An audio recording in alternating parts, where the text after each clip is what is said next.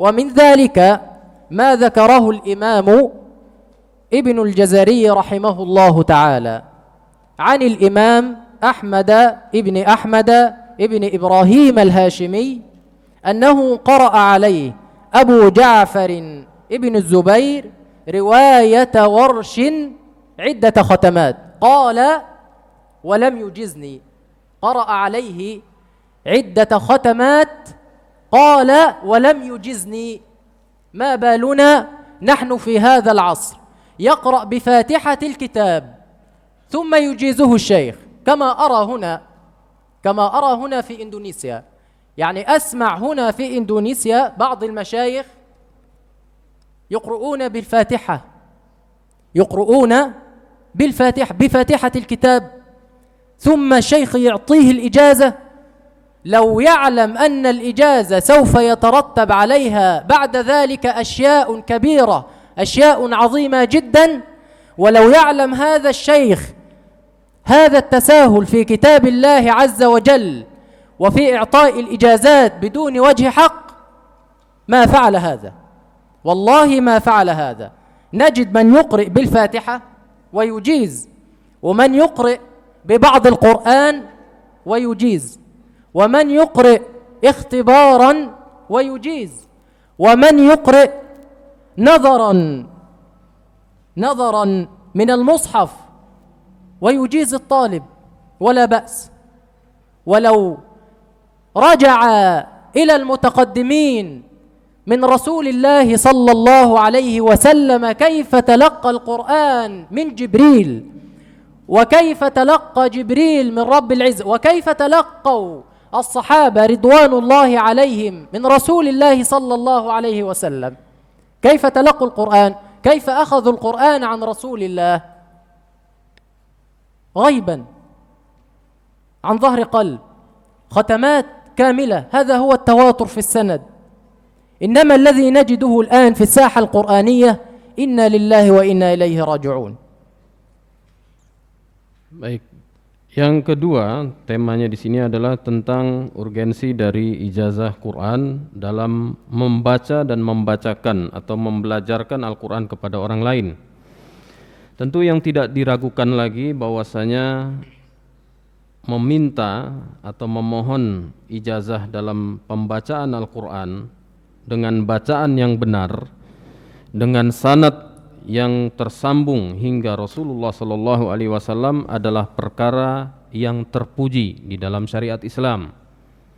Dan bagaimana tidak, ya, sedangkan dulu para ulama salaf rahimahumullah sangat menyukai dan juga memotivasi yang lain untuk melakukan pengembaraan, perjalanan dalam rangka mencari hadis Nabi sallallahu alaihi wasallam. Nah, tentunya dalam hal ini mempelajari Al-Qur'an itu lebih utama. Ya. Nah, kemudian urgensi dari mendapatkan ijazah ini akan lebih tampak lagi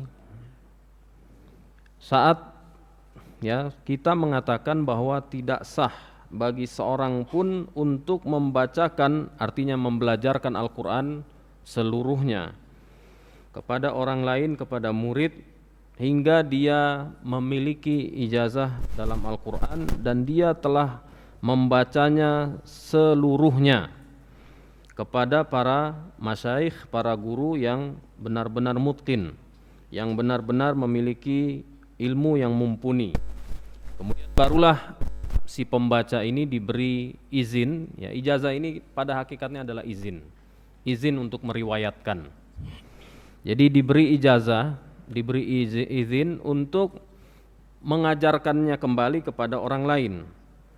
Nah, jadi kalau belum dapat ijazah meskipun sudah pernah menyimak secara langsung ataupun menyetorkan, kalau di kita biasanya menyetorkan bacaannya kepada guru tapi belum diberi ijazah, maka dia sebenarnya belum memiliki hak untuk mengajarkan kepada yang lain. Nah, kemudian, ya, di antara contoh kisah dari kalangan ulama terdahulu dalam hal yang seperti ini yang sesuai ya dengan apa yang disampaikan tadi adalah apa yang dijelaskan di sini oleh Al-Imam Ibnul Jazari rahimahullahu taala tentang seorang imam yang bernama Ahmad bin Ahmad Al-Hashimi rahimahullahu taala yang wafat tahun 646 Hijriah. Nah, beliau ini seorang muqri dan ada seorang muridnya yang bernama Abu Ja'far ibn Zubair. Ya, membaca kepadanya riwayat Warsh sekian kali sampai khatam. Jadi khatam hingga sekian kali. Tetapi oleh Syekh Ahmad bin Ahmad Al-Hashimi tadi tidak diberi ijazah. Sedangkan ada teman-teman sejawatnya dari Abu Ja'far bin Zubair ini yang juga membaca kepada Syekh ya dan kemudian diberi ijazah. Jadi artinya membaca berkali-kali kepada seorang syekh pun selama belum diberikan ijazah berarti belum dianggap sah atau dianggap pantas untuk mengajarkannya kembali kepada yang lain. Nah, kemudian dari sini oleh syekh tadi materi ini dikembangkan ya kepada fenomena yang mungkin beliau saksikan sendiri, dan beliau tadi mengatakan bahwa beliau sudah melihatnya di Indonesia ini ada sebagian masyayikh yang hanya membacakan sebagian Al-Quran kemudian mengijazahkan Al-Quran seluruhnya. Seperti misalnya kata beliau ada sebagian syekh yang hanya membaca surah Al-Fatihah saja, kemudian setelah muridnya ya dianggap benar bacaan surah Al-Fatihahnya, diberi ijazah untuk membaca Al-Quran seluruhnya. Ada yang hanya membaca sebagian dari Al-Quran saja, setengah, sepertiga, seperempat atau berapapun ya kadarnya, kemudian oleh syekh diberi ijazah seluruhnya. Nah, seandainya kata syekh tadi hafizahullah ta'ala, sang guru ini memahami apa dampak negatif dari pemberian ijazah kepada murid yang tidak mengambil Quran darinya seluruhnya dan mendapat ijazah ya dari beliau gitu secara resmi, ini banyak mudaratnya, banyak dampak negatifnya. Apabila beliau mengetahui itu, tentunya beliau tidak akan melakukan yang seperti ini.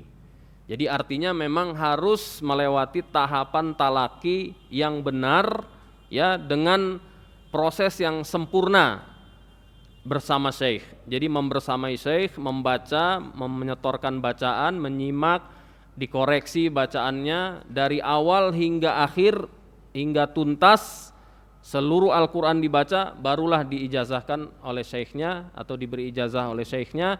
Nah, barulah yang seperti ini dia dianggap pantas untuk mengajarkan Al-Quran kepada yang lain setelahnya dan memberikan ijazah juga setelahnya.